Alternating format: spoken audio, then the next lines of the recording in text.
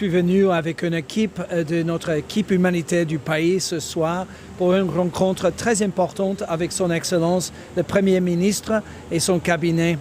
En tant que coordinateur humanitaire, nous sommes venus pour évaluer ensemble avec le gouvernement les besoins humanitaires à la suite de l'éruption du volcan Nyiragongo à Goma et les effets que l'éruption a eu pour la population à Goma. Nous avons parlé aussi comme des besoins prioritaires pour l'abri, assainissement, aussi pour les populations déplacées et aussi pour la destruction des écoles. Tous les besoins qu'ont la population là-bas.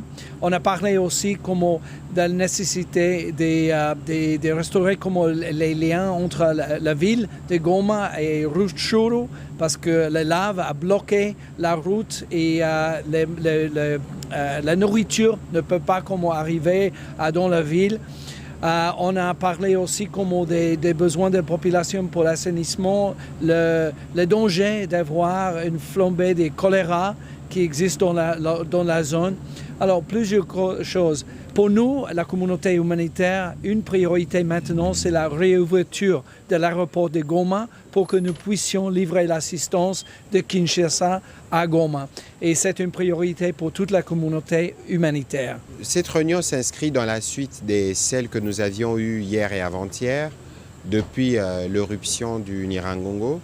Aujourd'hui, le Premier ministre a activé le cadre national de concertation humanitaire parce que c'est un cadre formel qui existe entre le gouvernement et tous les acteurs qui opèrent dans les secteurs humanitaires. Donc, on a eu l'occasion de brosser les tableaux de la situation, voir dans quelle mesure un certain nombre de facilités ou des choses pourront être faites pour leur permettre, aux côtés du gouvernement congolais, d'intervenir en faveur de populations qui sont touchées pour le moment dans le Nord Kivu. Voilà en substance le contenu de cette réunion qui est la première d'une série parce qu'il y a le travail concret qui doit suivre et qui doit se faire sur terrain.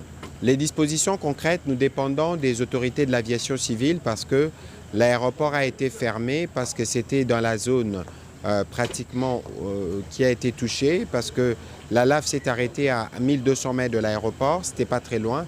Dès que les conditions météorologiques et climatiques le permettront, les avions pourront atterrir. Aujourd'hui déjà, il y a une autorisation qui a été donnée pour l'aéroport de Kavumu.